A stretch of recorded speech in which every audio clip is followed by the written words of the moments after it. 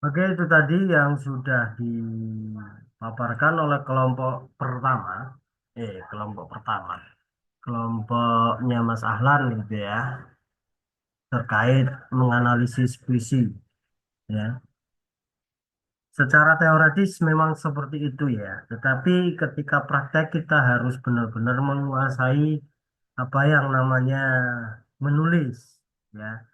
Ketika menganalisis karya sastra atau menganalisis puisi ya, mungkin di situ letak kemampuan seorang apresiator, ya. Bagaimana dia memahami kata-kata, bagaimana dia memahami diksi, seperti yang disebutkan tadi, apakah puisi itu masuk kategori profan atau prismatis. Nah, profan itu berarti dia benar-benar banyak denotatifnya. Nah, kalau prismatis lebih banyak konotatifnya, jadi bahasa-bahasa kiasannya. Nah, di sini peran bagaimana seorang apresiator memahami kata per kata dari setiap puisi itu, ya. Nah, tadi contohnya masih kurang konkret ya contohnya, sehingga mungkin masih banyak pertanyaan. Nah, ini coba saya beri contoh, ya. Saya beri contoh, sehingga tidak mengambang, gitu ya nanti ya. Kalau ini tadi materinya Mas Anang tadi ya. Nah, saya berharap itu ketika memberi contoh ya menganalisis ya mana teksnya, caranya bagaimana ya. Itu yang saya harapkan tapi ternyata tidak ada teks puisinya juga ya, hanya menyertakan judul. Nah, puisinya yang mana itu juga tidak tahu. Ya, misalnya ini apresiasi ini kalau dalam bentuk jurnal ya, untuk jurnal agak sedikit ribet. Saya carikan yang tidak dari jurnal lah ya.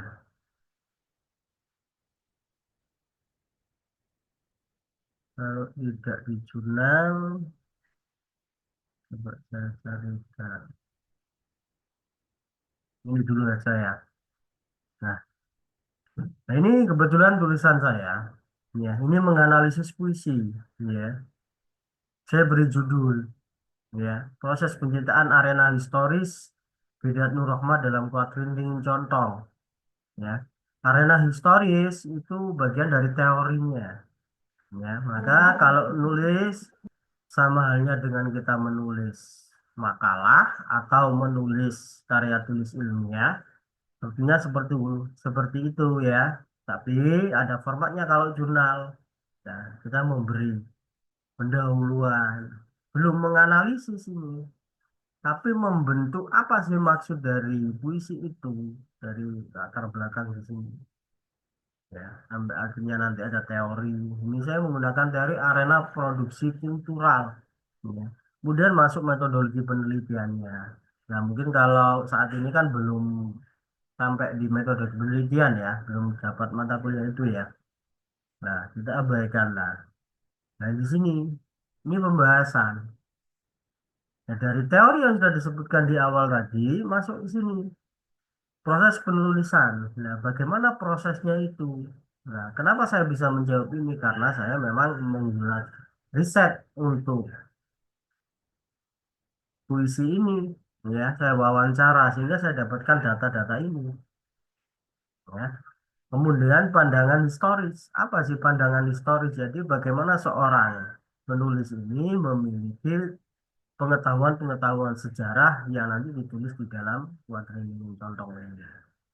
Ya. Ini langkah dari teorinya habitus sastra, habitus ya. Kemudian saya beri topik tambahan sastra.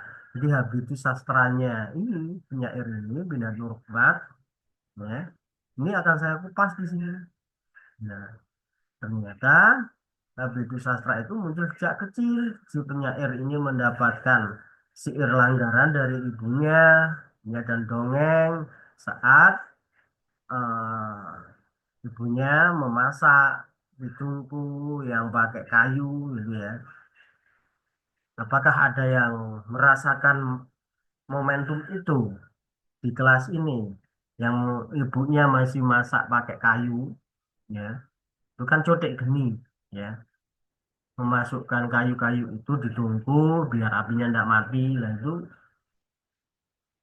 si penyair ini itu dapat syair langgaran di situ dan juga dongeng dan juga cerita-cerita yang lain. Nah, ini berdasarkan wawancara juga sampai akhirnya kenapa itu ya sampai membuat dia jatuh cinta kepada puisi karena terus berhubungan dengan proses kreatifnya. Awalnya dia nulis surat cinta dan catatan harian. Ya, SMP mulai nulis puisi. Ya, dia terus menulis puisi bahkan dia berpindah-pindah tempat. Ini masih di Lampung. Oh, ini orang Lampung. Ya. Kemudian dia pindah kuliah masuk ke Jogja. Setelah kuliah dia tinggal di Jakarta. Nah, tetapi ketika di Jakarta ini puisinya, ini saya nukil ya, karena di artikel itu sangat pendek ya, tidak seperti saat penelitian, maka saya nukilkan sedikit saja. Salah satu puisi ya yang saya ambil dari ketiga buku ini. Nah, mana yang paling vulgar kira-kira lah ini? Saya ambil perbedaan penyair ya ditulis di tahun 2008 pada buku Demonstran Seksi. Nah, pola yang seperti itu untuk menunjukkan bagaimana sih gaya bahasa ya dari penyair ini. Nah, kemudian ya saya bandingkan dengan puisinya ya, yang lain. Nah, ini akar gitu ya. Nah, ini 2004 berarti saya ambil dari Kuda Ranjang. Nah, seperti ini. Nah, akhirnya kan orang itu bisa tahu ya calon pembaca atau pembaca yang membaca analisis ini bisa tahu. Oh, ternyata gaya puisi penyair ini seperti ini. Nah, ya ini baru pandangan ulasannya, ya. Ini secara menyeluruh. Nah, ini masuk ke diksi. Apa sih yang perlu untuk memperjelas gagasan ini? Nah, ini diberi yang disebut oleh kelompok tadi itu ada bukti dari puisinya, surat masa remaja yang dulu. Nah, ini mengingatkan bahwa ternyata dari kata ini dengan pengalaman yang di awal tadi, ya, ini menulis surat cinta tadi, nah itu ternyata masuk di sini. Di puisinya beberapa tahun ke depan, ya, ternyata ada kontemplatif di sana. Nah, ada kaitan itu. Nah, kenapa dari kecil itu mendapatkan syair-syair langgaran, cerita-cerita religius, kok di dalam puisinya menulis seperti ini? Nah, ini yang akhirnya perlu saya kulik lebih lanjut ya. Maka saya masuk ke dalam poin. Nah, kebetulan teori itu ya di langkah keduanya adalah arena sastranya. Arena itu berarti ruang lingkup bagaimana dia bersastra ya. Nah, habitus di sini kita lihat ya ini dari langkah-langkah teorinya. Makanya di sini teori itu memudahkan kita untuk menganalisis.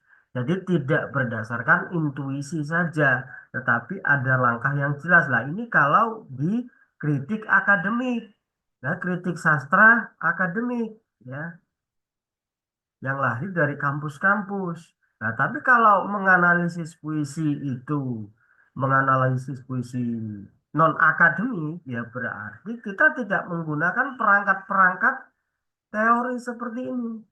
Lebih ke intuitif, ya. Bagaimana kata per kata itu dianalisis. Nah, setelah ini arena, ya, sudah dibahas bagaimana dia dari Lampung ke Jogja sampai ke Jakarta, ya, dan sampai akhirnya dia berpindah di Jombang. Nah, ini kaitannya apakah ada perubahan di beberapa kota yang ditinggali oleh penyair. Nah, ini salah satunya nanti perangkat selanjutnya di teori selanjutnya itu di bahas modal itu, apa yang membuat orang tersebut menulis seperti itu, dan ketika mengubah tulisannya apa faktornya. Nah, ini dilihat dari modal ekonomi, kemudian modal sosial. Nah, modal sosial didapatkan dari dia berpindah-pindah, gitu ya. Kemudian modal kultural. Nah, modal kultural ini dari ibunya dan dunia pesantren yang tempat dia belajar. Nah, akhirnya di sini mulai ketemulah ya titik-titik perubahan itu. Nah, setelah tinggal di Jombang, gagasan religius dan dunia pesantren dimunculkan. Padahal dia sudah punya ya pengetahuan religius, dia sudah punya bekal-bekal religius karena dari kecil sudah tinggal di pesantren. Sampai di Jogja pun ternyata dia juga tinggal di pesantren. Ya, akhirnya ulasan saya ini benar-benar luas, benar-benar rigid. Mengapa? Karena ini saya melakukan wawancara. Ya, kalau tidak berbasis wawancara, maka tidak bisa seluas ini, hanya berdasarkan teks saja. Jadi menganalisis teksnya saja. Nah, ini saya munculkan format baru puisi dari si Binat Nur Rahmat dengan bisit isyarat alam mengucap amanat. Makna riang atau dingin menanti arah angin. Pundak penyair memanggul bahasa berabad. Menara zalim serta benderang akal dan batin. Nah, dia menyadari bagaimana ya penyair itu menanggung semua beban itu di dalam puisi-puisinya. Ya, Menara zalim di sini. Ya, ini akan dipengaruhi oleh dua ini, benderang akal dan batin. Nah, dia menyadari ini. Kenapa dulu saya menulis puisi-puisi seperti itu? Nah, ternyata dijawab dia di bagian pertama, isi isyarat alam, mengucap amanat. Jadi dia menuliskan apa yang dia lihat. Nah, ketika kembali lagi di puisi-puisinya yang ini tadi, ya. Nah, ini tahun 2008, ini tahun 2004, di mana di tahun ini dia tinggal di Jakarta. Ya. Di Jakarta, seksualitas itu benar-benar seperti tidak ada tabirnya, ya, tidak ada penutupnya. Nah, itu dia tuliskan apa yang dia lihat seperti itu. Ya, sebagai bentuk pemberontakan dia. Ya, ini dari hasil temuan saya ya. Ya, seperti itu. Ya. Kira-kira bagaimana orang-orang melihat karya sastra yang mencerminkan seperti itu? Nah, ternyata banyak sorotan-sorotan negatif yang dia dapatkan lah karena saya juga mengumpulkan tulisan-tulisan yang mengkritik penyair ini. Nah, ya saya akhirnya menemukan simpulan dari proses yang panjang tadi, yakni bahwa proses penciptaan arena historis itu tidak terbentuk secara instan, tetapi ada habitus, arena, dan model saat dirinya masih kecil. Jadi, seorang penulis, seorang penyair itu tidak hanya menulis masa kini, tetapi dia berkal menulis itu, dia menggali dari pengalaman-pengalamannya sejak kecil. Sampai akhirnya proses-proses itu matang, ya. Dia menjadi penyair dan saat ini menjadi pengasuh pesantren. Ya. Banyak cerita perjalanan dari penyair ini. Ya. Mungkin bagi para seniman yang lain, bagi para penyair yang lain, duh, kok nekat ya orang seniman menikahi anak seorang kiai, menikahi Neng, gitu ya. Nah, pria ini atau penyair ini dia sudah dari kecil itu tinggal di pesantren, ya. Hal-hal yang seperti itu tidak membuat dia kaget ketika dia harus bertemu seorang Neng. Nah, perjalanannya panjang gitu ya. Sampai akhirnya rasa penasaran saya itu ini saya lanjutkan di riset di disertasi. Ya, saya lanjutkan di disertasi ini saya menganalisis 7 puisi beliau ini. Bagaimana proses perjalanannya, bagaimana proses-proses kreatifnya sampai dia memilih di usia tuanya, ya, memilih religiusnya dinampakkan. Nah, kalau saat masih di Jakarta, masih di Jogja, itu tidak dimunculkan sama sekali, ya, gagasan-gagasan itu. Nah, kenapa kalau tinggal di Jombang, religiusitas itu muncul semua, ditampilkan semua. Nah, ini yang saya sebutkan bahwa puisi itu membangun peradaban. Ya, saya share screen satu lagi. Ini kebetulan dari penulis yang lain ini menganalisis puisinya Taufik Ismail. Ya, ini kebetulan juga akademik lagi. Ya, memori kultural lah. Ini ada teorinya. Ini memori kultural. Nah, di situ. Nah, ini isi dari puisinya keluarga kampung halaman dan kampus. Sama, tidak jauh berbeda seperti yang saya lakukan tadi untuk menganalisis. Nah, ini sama, ini ada pendahuluan dulu. Dan mengerangkai kira-kira Taufik Ismail itu berbicara tentang apa. Nah, ini dibuatkan itu. Ini pembahasannya relasi sosial dan status sosial ini berdasarkan dari teorinya Sudin. Nah, itu kemudian dicari apakah di dalam puisi Taufik Ismail ada itu.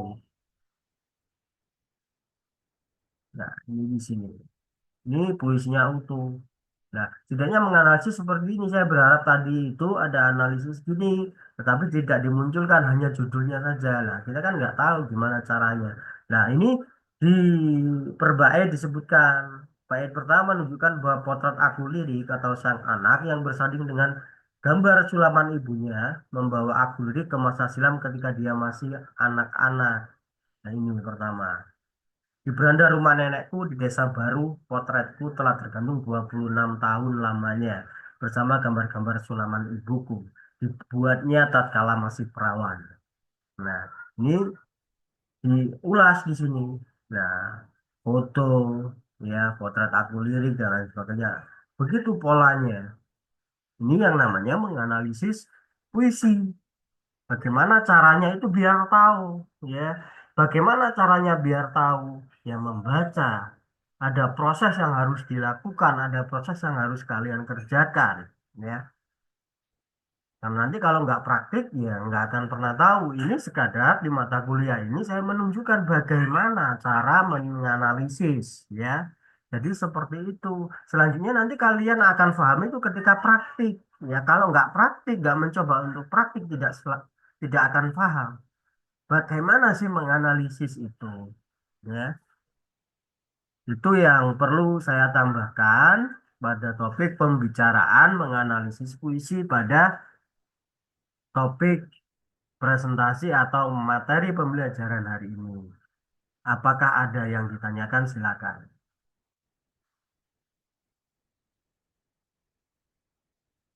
Tidak ada?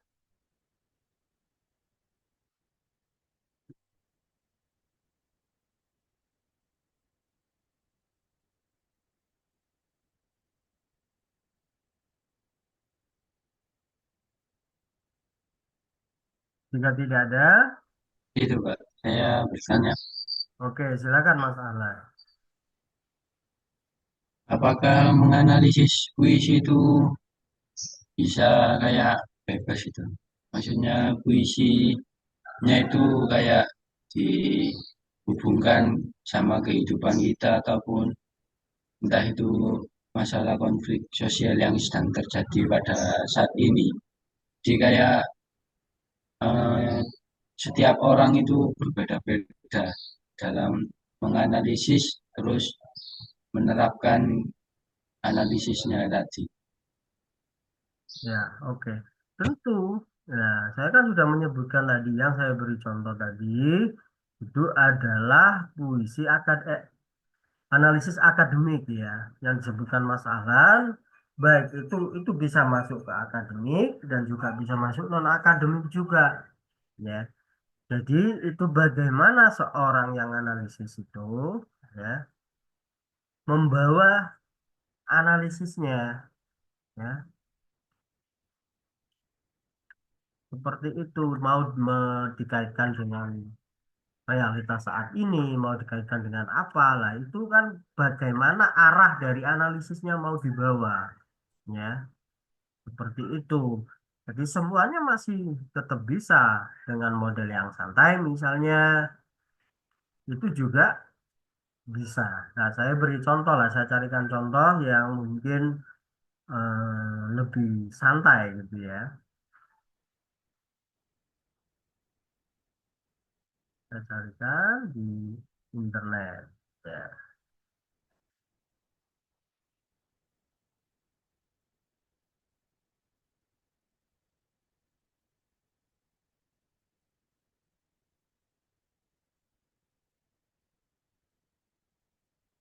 Biar nanti tidak bertanya-tanya lagi, biar paham. Ya.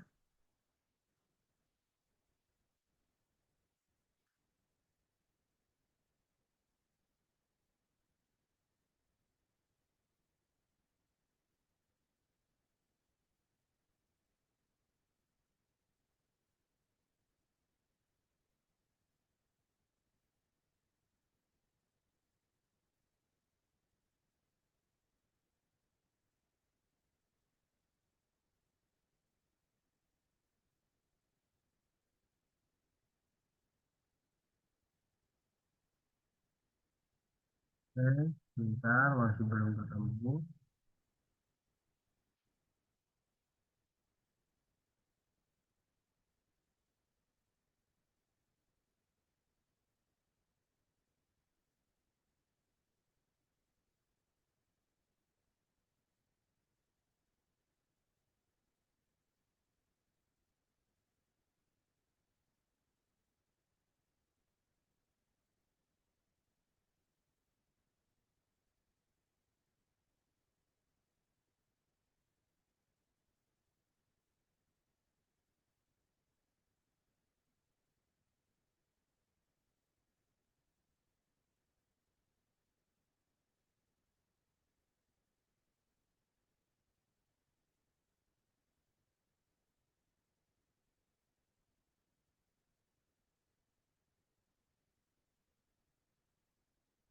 Nah, ini ketemu ada di Kompasiana ya.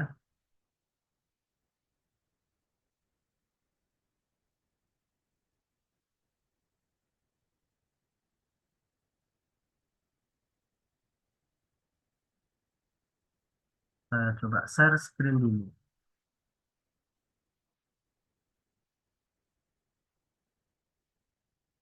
Sudah muncul ya share screen-nya. Nah, ini yang lebih santai, ini non akademik ya. Diberi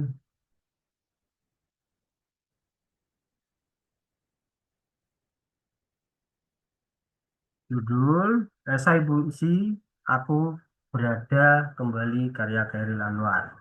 Ya. Ini ditulis seseorang di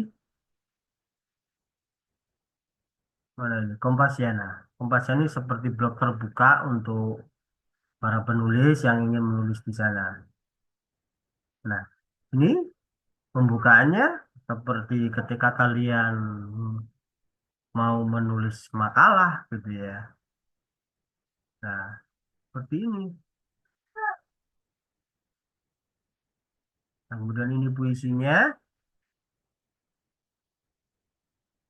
Nah, ini dia menulis 1942, 1949, Khairil Anwar menulis banyak puisi, murung. Ya. Nah, ini dia bahas. Kemudian metaforanya dia. Ini seperti itu. Ini lebih mengarah ke bagaimana Khairil Anwar menulis. Ya. Nah, kalau pertanyaan Mas Alan, ya, kalau mau dihubungkan kemana, ke realita misalnya, lah itu terserah analisisnya, yang analisis. Nah, ini seperti ini, topik judul, nah itu kan nanti mempengaruhi isi. Nah, ini analisis atau apresiasi puisi yang non akademis tanpa teori, ya, seperti ini. Ya, Dalam puisi aku berada kembali menggambarkan. Nah, ini kan di perspektifnya si penulis. Tetap dia mengutip diksi-diksinya, air yang mengalir dengan warna berubah, kapal-kapal, elang dan mega. Nah, itu dijadikan satu dengan tulisannya dia. Nah, ini dikutip juga lagi seperti itu. Ini lebih rileks kalau non akademis karena tanpa teori dan lain sebagainya. Pure nanti pendapatnya si penulis. Nah, maka ini ada lanjutannya Mas ya, masuk ke beranda kedua. Nah, penulisnya ternyata pelajar Fiska Kemalasari, perempuan, belum muncul. Oh, ini tinggal sedikit aja. Dengan gaya yang khas, guna yang indah, Khairil Anwar berhasil menyampaikan pengalaman manusia yang universal tentang perubahan, kelelahan, dan pertimbangan dalam perjalanan hidup. Seperti itu. Jadi, bisa saja itu dibawa, mau dibawa kemana, mau dihubungkan ke apa, lah itu bergantung yang analisis. Ya, biar tahu bedanya. Kalau non-akademis itu lebih santai, nggak ada ikatan apapun. Yang penting, ya, kita mengulas, mengkritisi, menjabarkan apa yang ada di dalam puisi itu mau dikaitkan dengan realita, mau dikaitkan dengan apapun, ya, fakta sejarah dan lain sebagainya, itu oke-oke saja, ya, seperti itu. Yang menariknya tidak ada keterikatan dengan teori, ya, benar-benar pure loss, ya, seperti itu. Ada yang belum difahami, Mas Alan?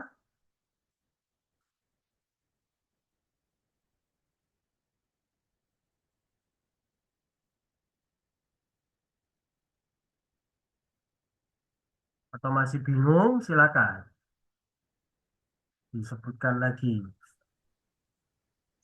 Ya Pak, sudah. Karena pernah itu ya, kayak sudah pernah praktek gitu Hmm. pada mata kuliah Pak Engkin, Oke, apresiasi puisi.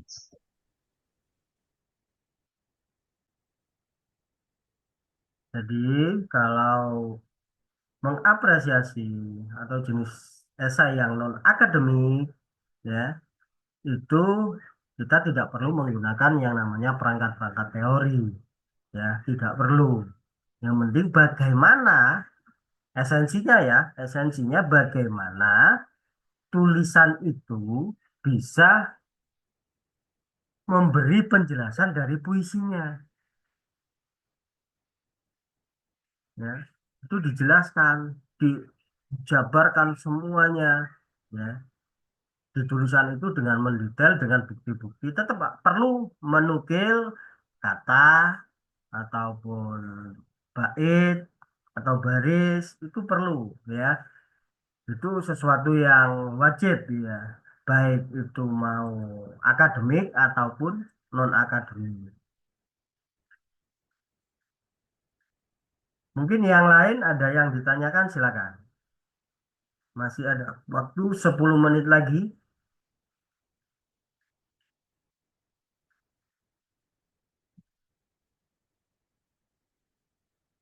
Silakan yang cewek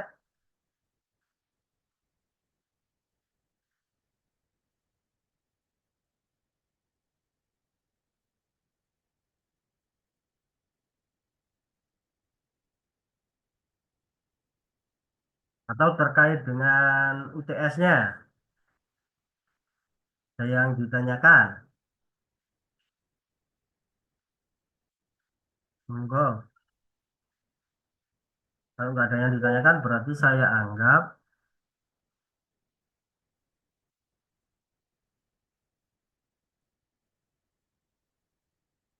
udah nggak ada masalah. Semuanya aman. Jadi minggu depan saya tunggu cetaknya dari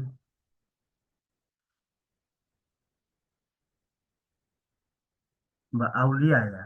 Jadi dari Mbak Aulia.